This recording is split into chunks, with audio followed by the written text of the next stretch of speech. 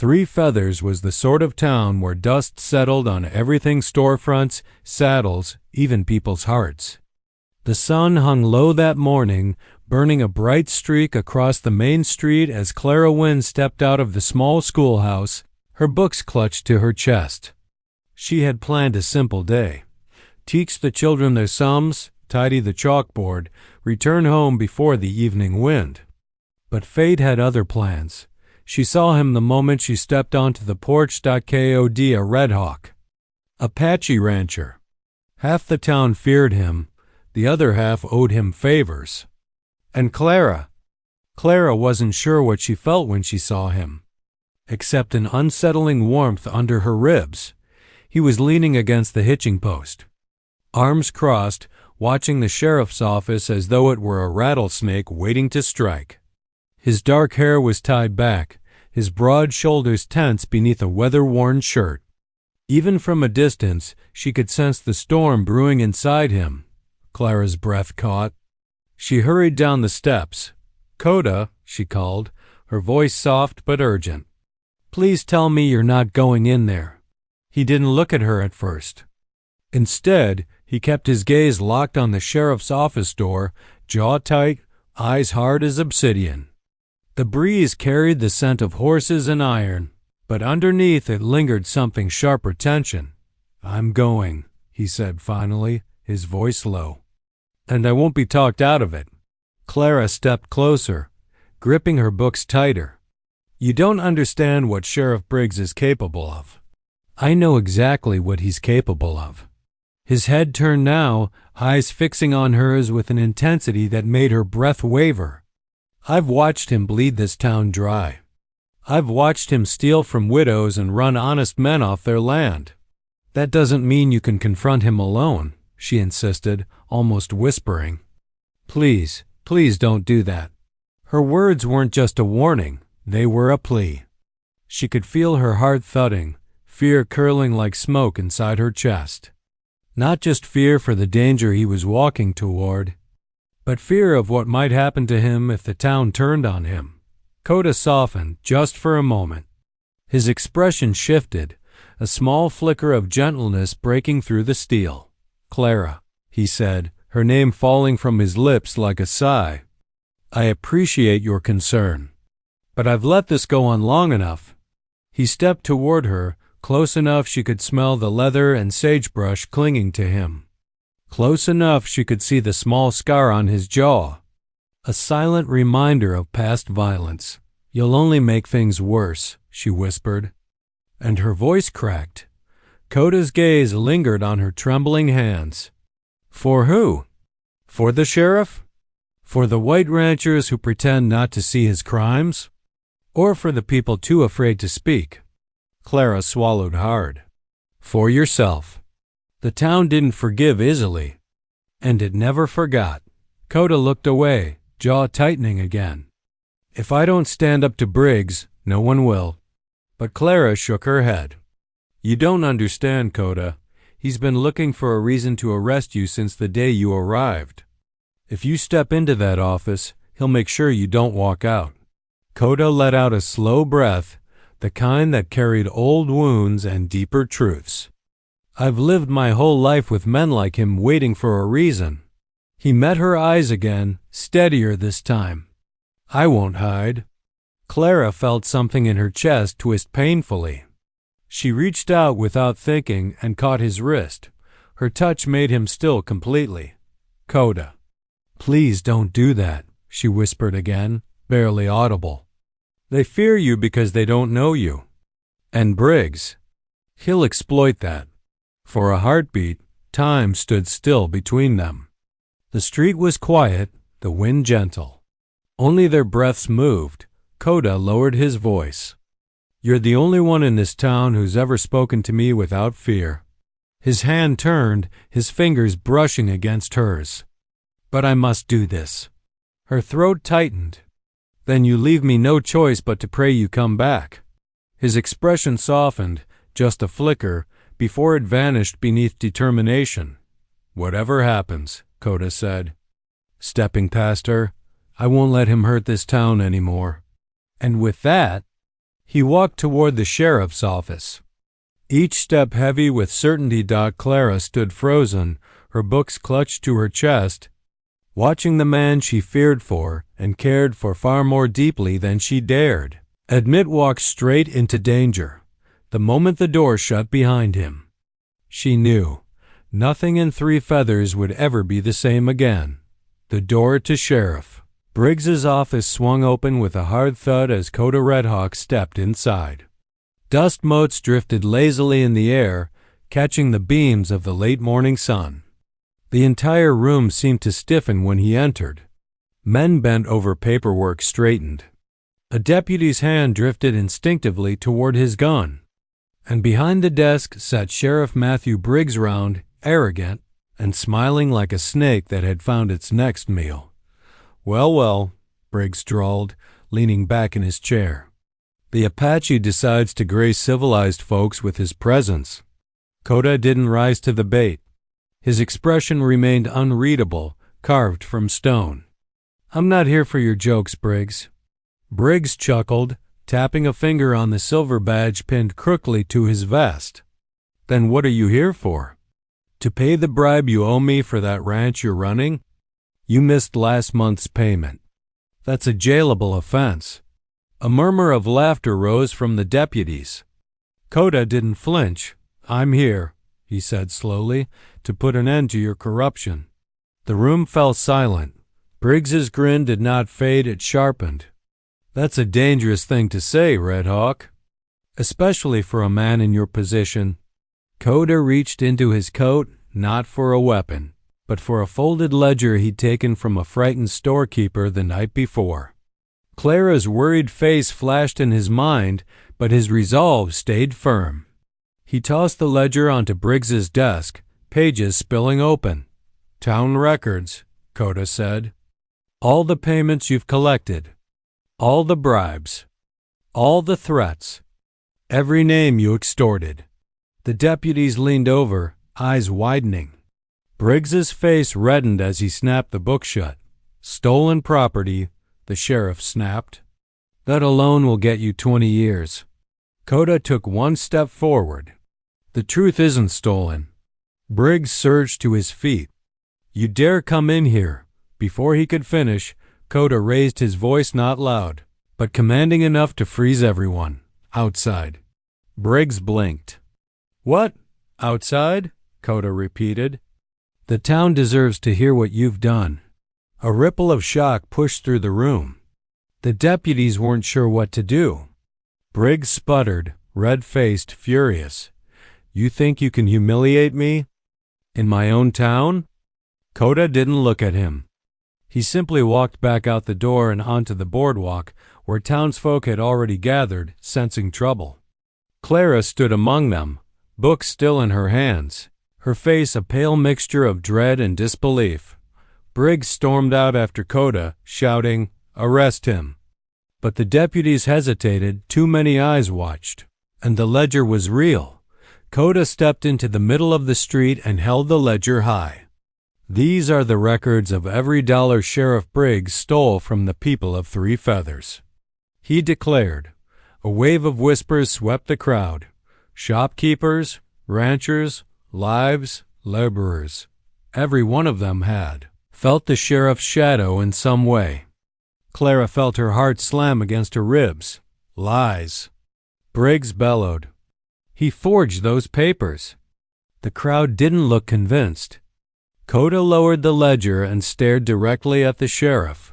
"If I forged them," he said, "then why are you reaching for your gun?" Briggs froze. Then, caught in his own guilt and fury, he reached anyway. Gasps tore through the street. Clara's breath caught in her throat. Coda moved like a striking hawk, fast, controlled. Before Briggs could clear leather, Coda grabbed the sheriff's wrist, twisted sharply, and ripped the gun from his hand. Briggs cried out as the weapon clattered to the dust. Then Coda did something no one expected. He bent down, picked up the sheriff's badge, and walked straight toward Clara. She shook her head, trembling, unable to speak. Coda stopped in front of her. eyes softening for the first time since he entered the office. He held out the badge not with pride, but with solemn conviction. "This town deserves better than a thief wearing this," he said, placing the badge gently at her feet. It was an act of defiance, an act of truth, an act that rippled like thunder through the entire town. Gasps, silence, shock. Clara felt tears burn in her eyes. She couldn't look away from him. And for a heartbeat, just one, Coda allowed his gaze to linger on hers, as though silently apologizing for the danger he'd invited. Sheriff Briggs scrambled backward, humiliated, shouting empty threats while the crowd stared in stunned disbelief. But Clara saw only Koda. The man who had ignored her warning, the man who had stood alone against corruption, the man who had just changed everything in 3 feathers with a single, daring act that shocked them all. The street stayed eerily silent after Coda placed the sheriff's badge at Clara's feet. It was the kind of silence that didn't last, the kind that held its breath before exploding. And explode it did. He assaulted the sheriff. Someone shouted from the back of the crowd. He meant to kill Briggs. He stole from him. He's dangerous. Voices rose, overlapping with panic, anger, and long-buried prejudice. 3 Feathers had always been a fragile place, held together by fear, pride, and old grudges. It didn't take much to push it over the edge. Coda didn't move. He stood calm, dust settling around his boots, shoulders squared. But Clara could see it in his eyes, the calculation.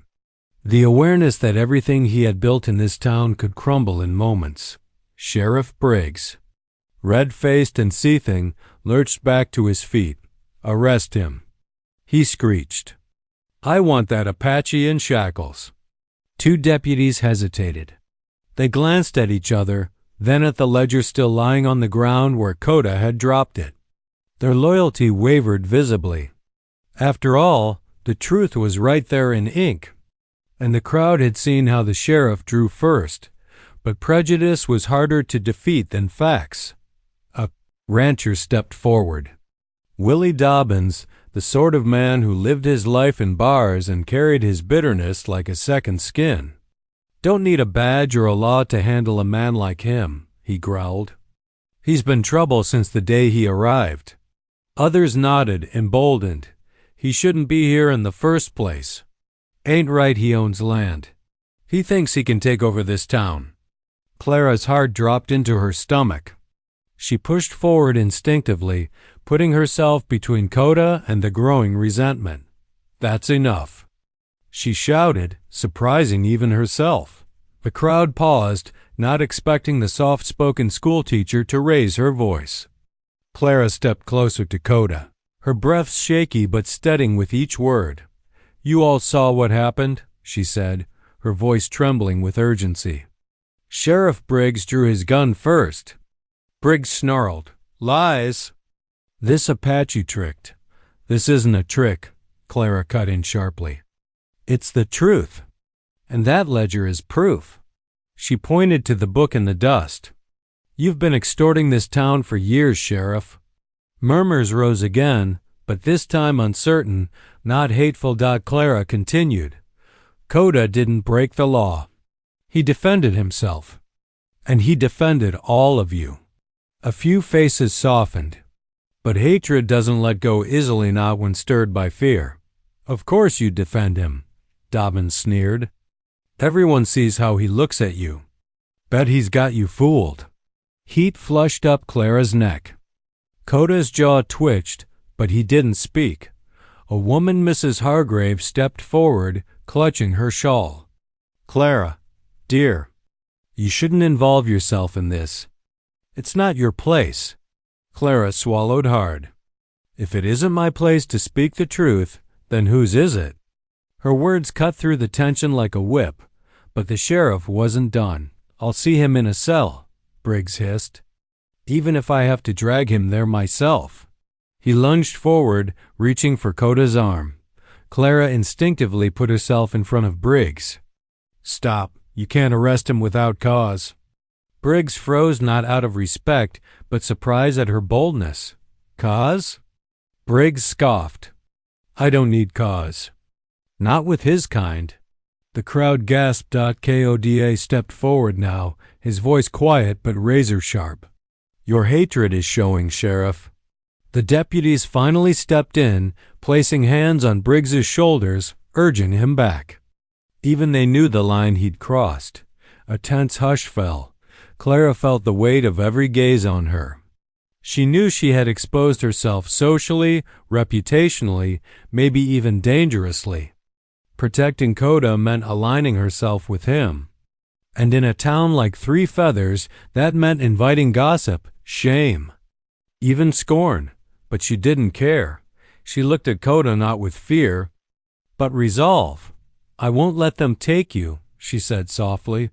His eyes flickered with something deep, something that warmed her even in the middle of the chaos. Gratitude, respect, and something else he tried to hide. "You shouldn't stand so close to me," he murmured. "They'll turn on you too." "They already have," she whispered back. "So I choose who I stand with." The murmurs around them grew, rising again with accusation, suspicion, and fear. Some townsfolk stepped forward threateningly. The sheriff continued shouting for his arrest, spittle flying. The tension thickened until it was hard to breathe. Clara felt the storm closing in around Coda like a noose tightening, and in that moment, she knew if he stayed, they would tear him apart. If he surrendered, they'd lock him away forever. So she took a breath, swallowed her fear, and said the words that would change both their fates. "Coda, come with me." His eyes widened, but before he could protest, Clara grabbed his hand and pulled him away from the mob, toward the only place in town where no one would think to look, the abandoned schoolhouse on the hill. The abandoned schoolhouse creaked under Coda's weight as he slipped inside, dust rising from the worn wooden floorboards. The air smelled faintly of chalk and old paper, mixed with the mustiness of a building long neglected. Clara shut the door behind them, bolting it with trembling hands. Outside, the distant shouts of townsfolk and barking dogs echoed through the empty streets of Three Feathers. But inside there was only silence, tense, thick, and electric. Koda leaned against the wall, his dark eyes scanning the small room. He noted the broken desks, the cracked chalkboard, and the faint outlines of letters still lingering from lessons taught long ago. But he didn't care about the decay. All that mattered was that he had a temporary haven, and Clara.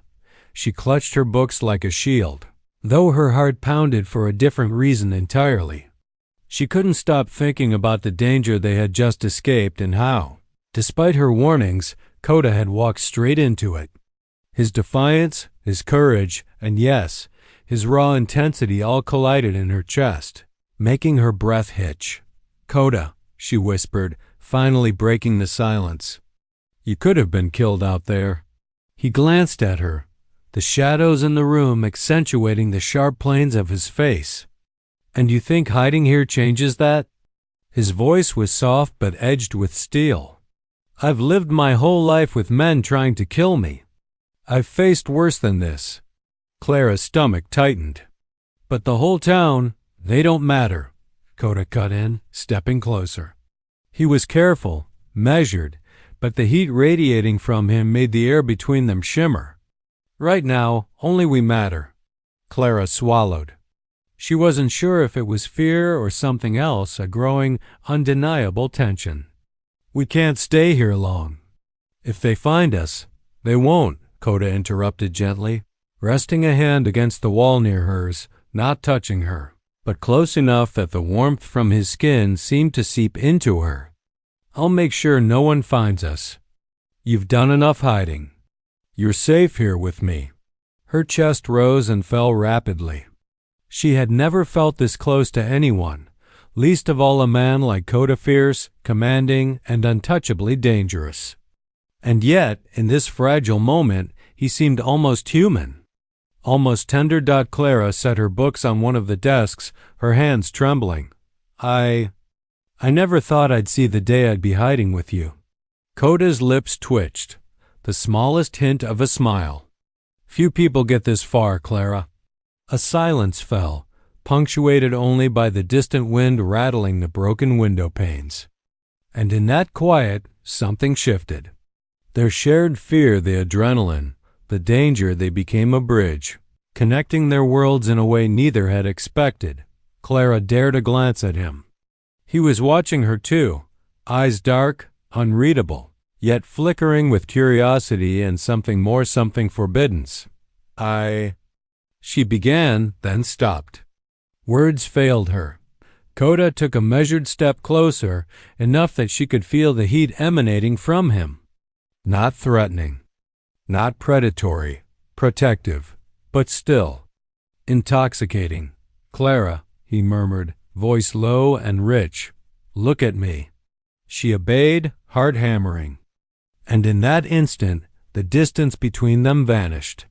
He was no longer just the fearsome Apache rancher who challenged the sheriff or walked into danger. He was Coda, strong, unwavering, and startlingly alive. A man who had fought for honor and justice, now standing before her, exposed in his quiet strength. The tension became unbearable. And Clara realized that this was no longer about fear of the town or the sheriff. It was about the closeness, the heat, the electric pull between them that had been simmering since he arrived in 3 feathers. She wanted to reach out, to touch him, to feel the reassurance of his presence, but she froze, afraid of what that might mean. Koda, sensing her hesitation, softened his expression. "You don't have to be afraid," he said quietly. "Not here. Not now." For a long moment, they stood there, 2 souls trapped in a fragile bubble, breathing in the same dusty air, hearts beating in sync. Outside, the town might have been erupting in anger and fear, but inside, in that crumbling schoolhouse, Clara realized they had found something extraordinary, a fragile, forbidden sanctuary in each other's presence. Finally, she spoke, voice trembling. I've never felt anything like this." Coda's jaw shifted in a slow, thoughtful motion. "Neither have I." And in that unspoken understanding, the night stretched before them, not safe, not certain, but charged with something neither of them could deny, the beginning of a bond that would change them both forever. The night outside the schoolhouse was quiet, but Clara couldn't sleep. She sat by the broken chalkboard, knees pulled to her chest, listening to the faint rustle of wind through the cracked windows. Coda leaned against the far wall, eyes closed, or so she thought. There was a weight in the room, heavier than the dust or the storm that threatened the town outside. Something unspoken lingered between them, a shadow of the past that Coda had yet to reveal. Clara's curiosity, mingled with worry, finally broke the silence. "Coda," she began softly, "tell me, why did you act the way you did today? Not just the sheriff. Everything. Why do you fight so hard, even when people turn against you?" Coda opened his eyes slowly, letting her words settle. He didn't answer immediately. Instead, he stared at the cracked wooden floor, fingers brushing against the dust as if it held answers. Clara waited, holding her breath. Finally, he spoke. His voice was low, almost a whisper, but carried a weight that made the room seem smaller. "Because I've lost too much to stay silent." Clara tilted her head. "Lost? What do you mean?" Coda's eyes darkened, the fire of old pain lighting his face. "Years ago, long before I came to 3 Feathers, I had a home. My family, my people." His voice faltered, but he forced it out. "Ranchers. White men. They burned everything we had. Took everything. Left only ashes. And me." Clara's chest tightened. She had suspected there were reasons for Coda's stubbornness, his silent intensity, but hearing it in his own voice made it almost unbearable. You survived?" she whispered. He nodded, jaw tight. Barely. I watched my parents die. I watched men I trusted betray us. From that day, I swore I'd never let injustice go unpunished. I swore I'd protect what little I could, and if anyone tried to take more, I'd stand in their way. Clara's heart pounded. The man before her was not just a rancher, not just the mysterious Apache outsider the town feared. He was a survivor of unimaginable pain. Her admiration deepened, tempered with something more fragile: fear. Fear that the town, with its ignorance and prejudice, would never see the man he truly was. Is that why you fought Briggs today? She asked softly. Because it reminded you of them? Coda's gaze met hers, unflinching. Yes and no. Yes, because men like Briggs think fear makes them untouchable. They think corruption gives them power. But no, it's more than that. I did it because someone had to. I did it because if I didn't, no one else would. Clara's throat tightened. Her hands curled into fists, then relaxed. And you? You risked yourself for all of us, she said, voice barely audible, even though you knew the town would turn against you. He nodded slowly. I've faced worse. And I've learned something else over the years. Fear is a weapon, but courage is contagious. If one person stands, maybe others will follow. Clara stepped closer, suddenly feeling very small, very human. And yet, people still hate you for being who you are. Coda's eyes softened. For a moment, he allowed himself to be vulnerable, the armor he always wore slipping. Yes, and that's why I can't do it alone. Her breath caught. You don't have to. I'm here. I'll help you. The words tumbled out, tinged with emotion she hadn't intended to reveal. I'll stand with you. For a long moment, they simply looked at each other. The world outside, the angry townsfolk, the corrupt sheriff, the danger lurking in every shadow faded. Inside that fragile schoolhouse, Coda was no longer just a warrior or an outsider. He was a man with scars, with history, with a heart that had been betrayed, and Clara was the only one brave enough to see it, finally. He spoke, voice low but steady. Clara, you shouldn't see me like this. Not yet. Not until you know all the danger I carry. She shook her head. I already know. And I'm not afraid. A small smile tugged at the corner of his mouth. You're brave. More than anyone I've met in a long time. And in that quiet, fleeting moment, Clara realized something profound. Coda's past, the betrayal, the loss, the pain wasn't a chain. It was what made him who he was, strong, fierce, unyielding, and undeniably human. The night stretched on. And though the storm outside continued to threaten, inside the schoolhouse, two hearts began to understand each other in ways words could not fully capture. Clara knew that the man before her carried secrets darker than any she could imagine. Yet somehow, that made the bond between them all the more real, all the more dangerous, and all the more impossible to ignore. The first light of dawn crept over three feathers, brushing the rooftops and boardwalks with a pale gold glow. But inside the abandoned schoolhouse, Clara and Coda were not awake to admire the morning. They had spent the night in restless vigilance, listening to the distant stirrings of the town whispers, footsteps, and the occasional bark of a dog. Neither had slept much. Adrenaline and worry held them tethered to reality. Outside, Sheriff Matthew Briggs nursed his fury like a venomous snake. His pride had been shredded yesterday in front of the entire town, and he could not bear it. Every whisper of the crowd, every glance of suspicion toward him, stoked the fire of his wrath. And now, with the first light, he gathered his allies. They humiliated me, he growled, pacing outside his office. That Apache has no right to defy me. No right at all. He'll pay for this. By tonight, Three Feathers will see me restored." Deputies and a handful of townsfolk nodded, some out of loyalty, others out of fear. Briggs's words were a spark, and fear was dry tinder. They moved quickly, collecting ropes, lanterns, and weapons.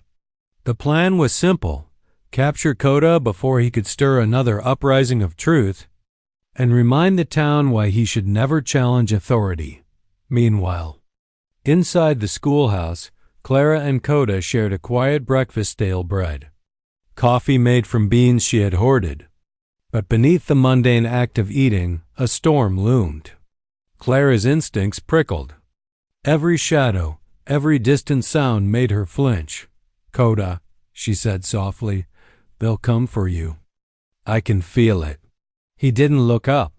His hand brushed hers across the table, and the gesture, so small, so intimate, made her heart lurch. "Let them try," he said calmly. "They'll find nothing but truth standing in their way." Clara's chest tightened. "You're too calm," she whispered.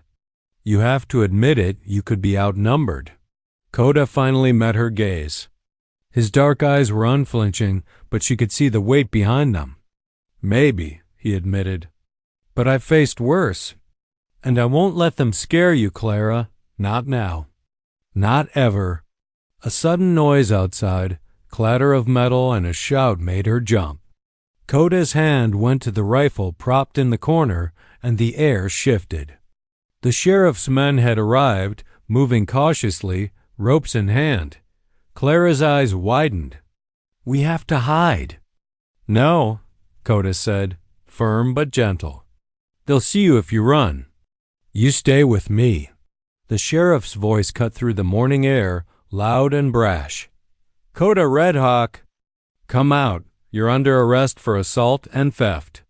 Coda stepped into the doorway, letting the sunlight outline his broad frame.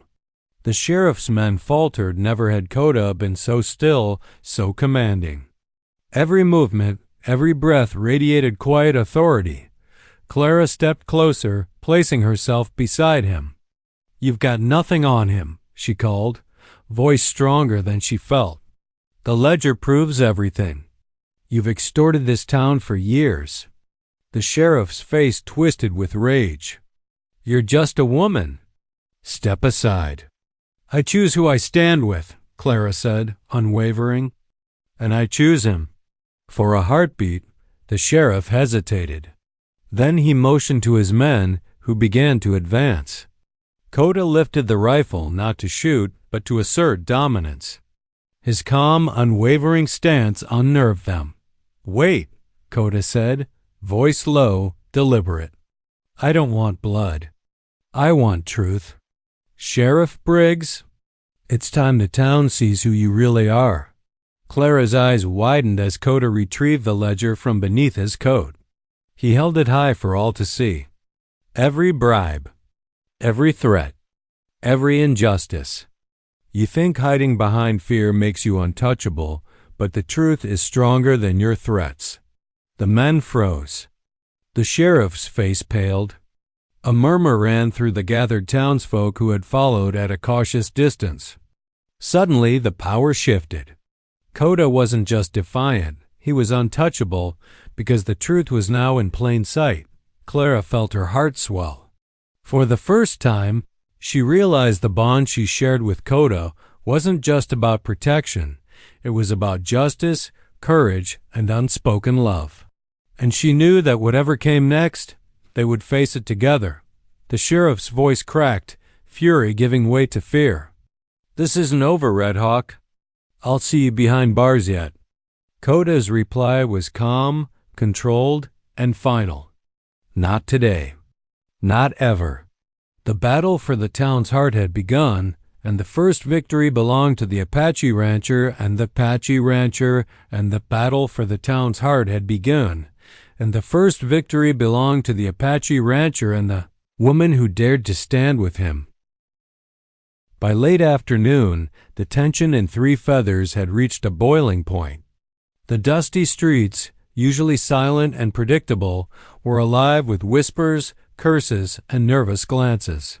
Families peered from windows, Shopkeepers leaned out of doorways, and a handful of men still loyal to Sheriff Briggs gritted their teeth. Restless and muttering about justice and revenge, Coda, Redhawk, and Clara stood on the boardwalk outside the schoolhouse, the sun casting long shadows across the wooden planks. The ledger rested on a desk nearby, proof of the sheriff's corruption, but the crowd outside was volatile, and Briggs' allies were determined to act before reason could prevail. Clara gripped Coda's arm. "They're going to storm the schoolhouse," she whispered, eyes wide. "They won't wait for the law, they'll just take matters into their own hands." Coda's dark eyes scanned the crowd. His posture was calm, steady, but his mind was calculating every possible threat. "Let them come," he said softly. "They'll see the truth soon enough."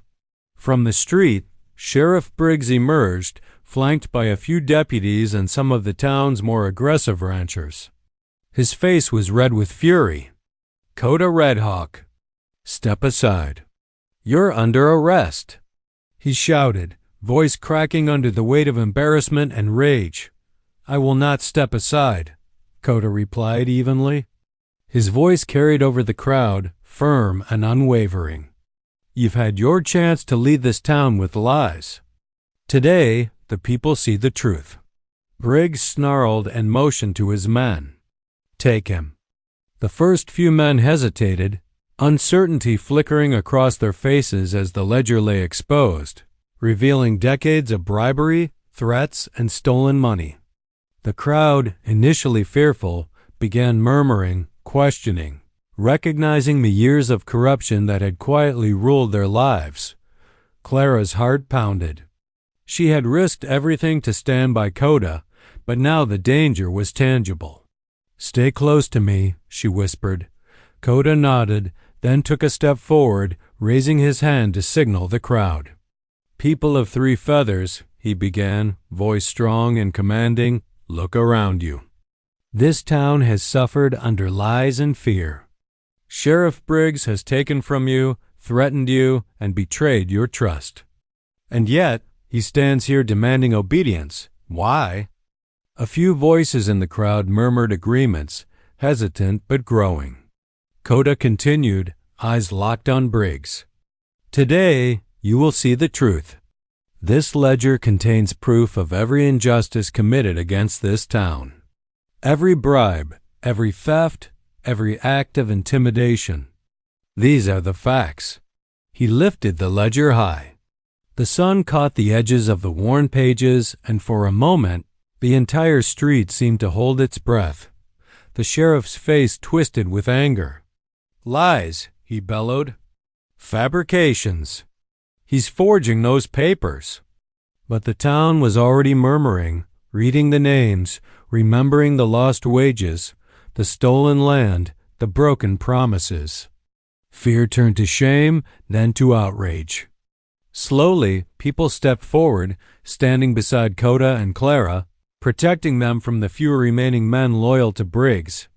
Coda's gaze softened as he glanced at Clara. "You see?" he murmured. "They can't ignore the truth forever." Clara nodded, her hand brushing his.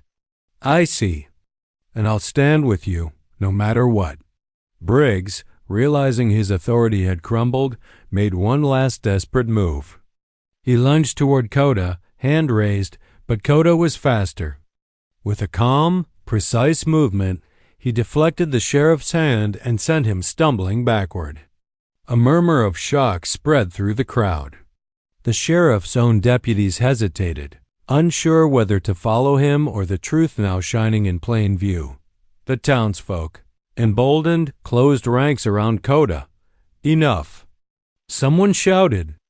"We've had enough of lies and threats."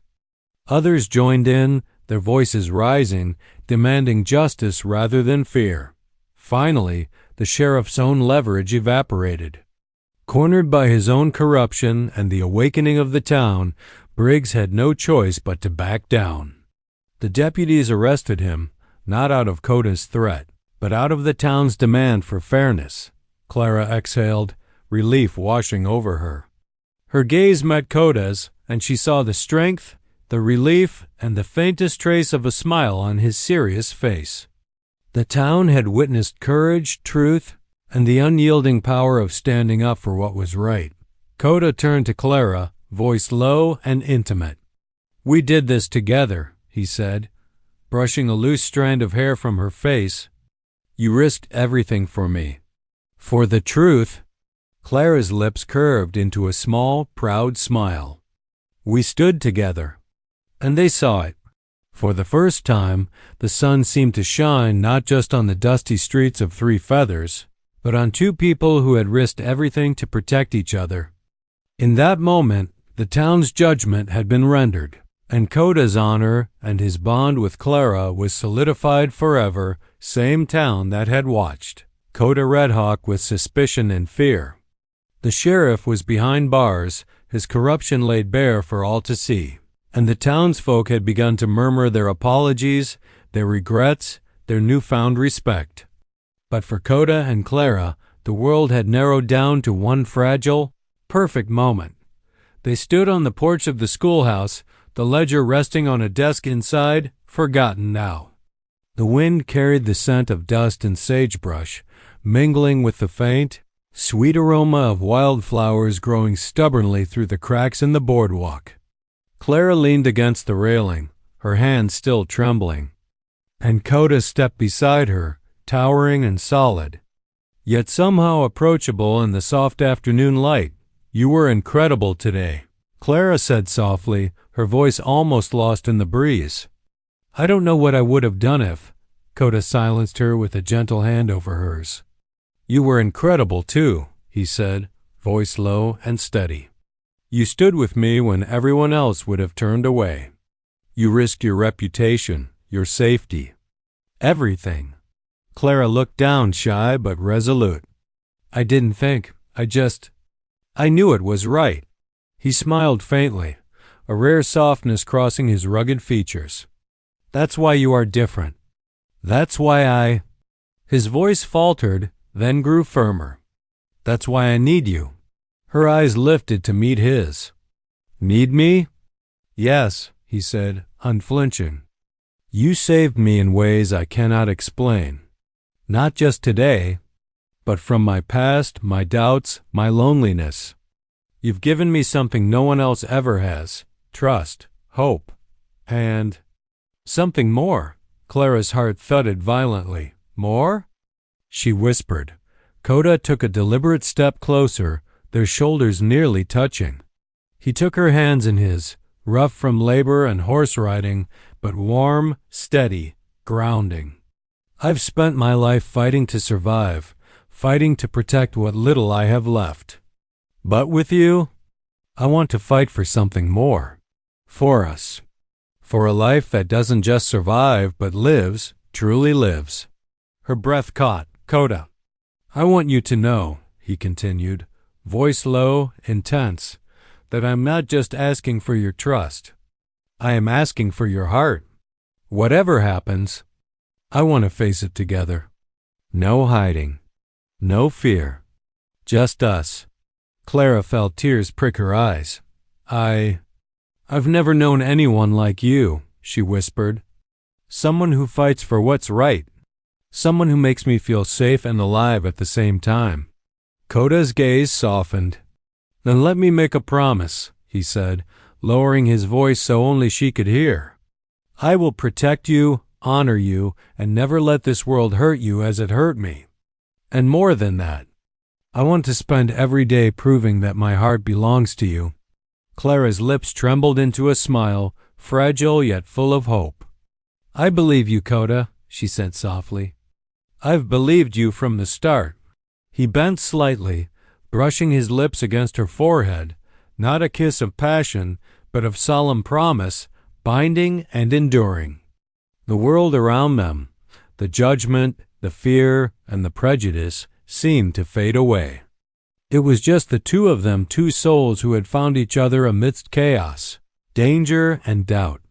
"I paid dearly to have you," Coda whispered, voice husky with emotion, "and to have you every day. I want many children, many sunrises and sunsets with you, and a life where we don't just survive, but thrive together." Clara's eyes shone. "And I want that too," she said. For the first time in years, Coda allowed himself to relax completely, the weight of his past lifting. He was no longer just a survivor. He was a man who had fought for truth, justice, and now love. And beside him, Clara was no longer just a schoolteacher in a dusty town. She was his partner, his equal, his home. The townsfolk, watching from a distance, saw the two of them standing together and understood something powerful: courage, loyalty, and love could change hearts, change a town, and change lives. Coda and Clara remained on the porch long after the sun had begun to dip below the horizon, hands entwined, hearts aligned. In that quiet, golden evening, the Apache rancher kept his promise, not just with words, but with the steady certainty of a man who had faced death, danger, and doubt, and finally found the one thing worth every risk. And for Clara, the woman who had dared to stand with him, it was the beginning of a life she never imagined she could have, safe, loved, and unshakably theirs.